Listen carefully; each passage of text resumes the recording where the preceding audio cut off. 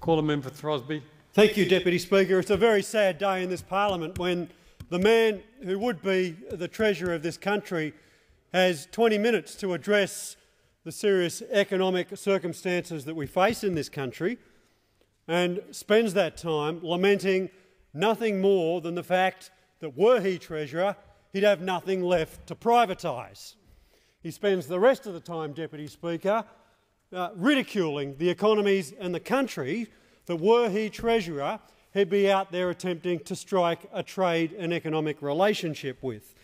The people in my electorate, Deputy Speaker, would be very sad indeed if they were to witness this debate. Sad but not surprised, because they've seen a Liberal Premier in New South Wales come to office promising not to privatise the Port Kembla Harbour, but the very first thing they do when they come into office is privatise the Port Kembla Harbour, an asset worth well in excess of $100 million, and give nothing more than $10 million back to the local community.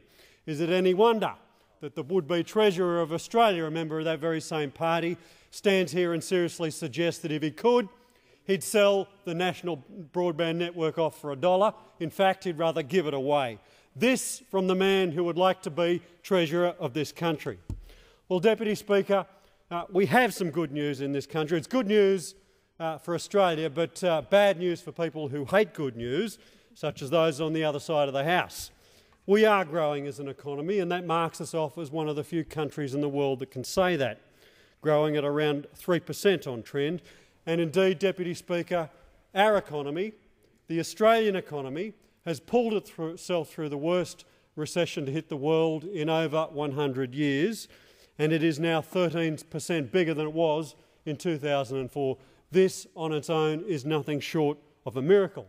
But when you add on top of that, Deputy Speaker, the fact that over that self-same period an additional 850,000 new jobs have been created, it is no wonder, Deputy Speaker, that when people get off the plane at Mascot Airport they say, "What are you guys doing in Australia?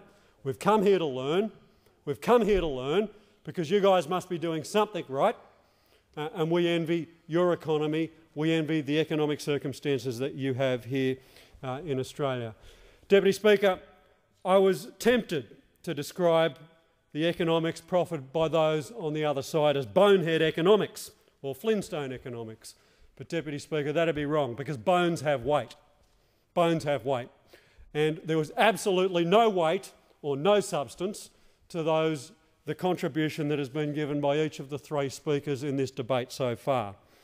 They would have you believe, Deputy Speaker, that the only and right thing for a government to do is sit here and deliver a surplus, year in, year out, no matter what the economic circumstances are. Well, it doesn't take a Year 7 economics student to work out that if your economic recipe for this country is to deliver a surplus no matter what the economic circumstances are, if your promise to the Australian people is that you will deliver a surplus year in, year out, no matter what the economic circumstances are, your promise to the Australian people is twofold. One, you are promising to tax them more than you need to. Because if you are a government that consistently collects more revenue than you are spending, you are a government that is consistently promising to tax the Australian people more than you need to. Is that the sort of economic recipe that they would have for this great country of ours? The second thing that they are promising to do is to do the wrong thing at the wrong time.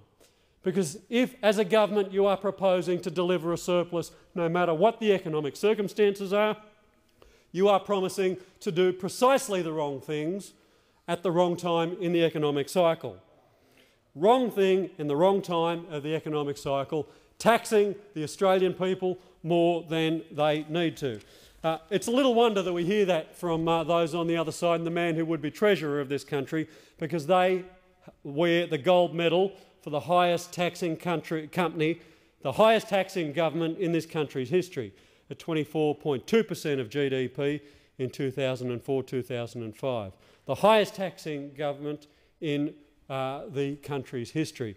Is it any wonder, Deputy Speaker, that when those opposite have got up for well over 40 minutes now and contributed to this debate, the one report that they didn't mention was a recent report from the International Monetary Fund which has belled the cat, Deputy Speaker. It has belled the cat. It has said that the Howard government was the most profligate, the highest spending government in the nation's history. The most profligate, the most reckless spending government in this nation's history. Because when the economy was raining gold bars, what they should be doing, what they should have been doing, was addressing some of the long-term problems, the long-term issues that we have in this country. Spending, as members from the National Party would often lament, spending more on infrastructure, spending more on roads. It's a source of great embarrassment to those from the National Party, Deputy Speaker, that this government has spent more on roads, more on rail, more on the critical infrastructure than their government, than their coalition ever has. A source of great embarrassment to every single National Party member that sits on that side of the House.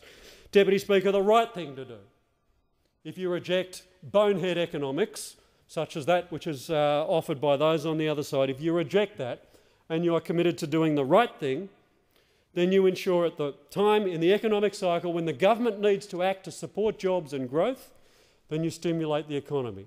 If that means you're going into deficit, then that is the right thing to do. And as the economy starts to recover, then you start to pull back on spending. And that, indeed, is exactly what this government has done. We are looking at stimulating with targeted expenditure those areas of the economy that need assistance, but pulling back on some of those longer-term spendings and expenditures which are going to create structural problems over the long term. That's why, Deputy Speaker, we have delivered $130 billion worth of structural savings to the budget. Indeed, over $16 billion since the mid-year economic and financial outlook. That is the right thing to do. You won't hear that from the economic lightweights on the other side.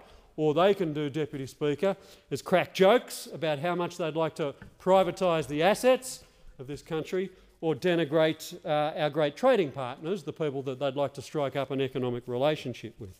Deputy Speaker, you'll hear a lot of whinging from those on the other side about government spending. But when they go back to their electorates, they're talking about the projects that they wish the government would fund.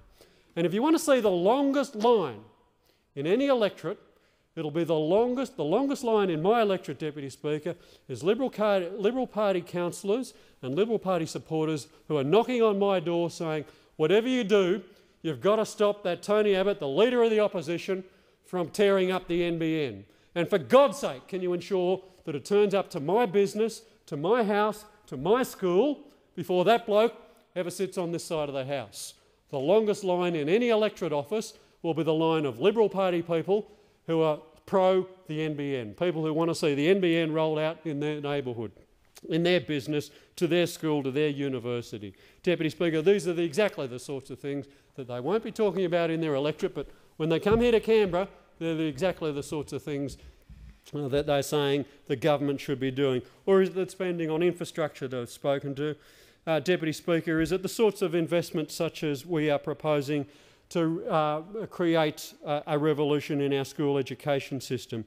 Is it the funds we've set aside for regional development in this country? These are the funds that they want us to axe. I mean, they joke, Deputy Speaker, I heard the previous speaker say that the Minerals Resource Rent Tax has only delivered $125 million in the last 6 months. That's $125 million more than it would have collected if they were in office, Deputy Speaker, and I can tell you it'd go a long way to delivering much-needed infrastructure projects in my electorate. The tax is actually working exactly the right way.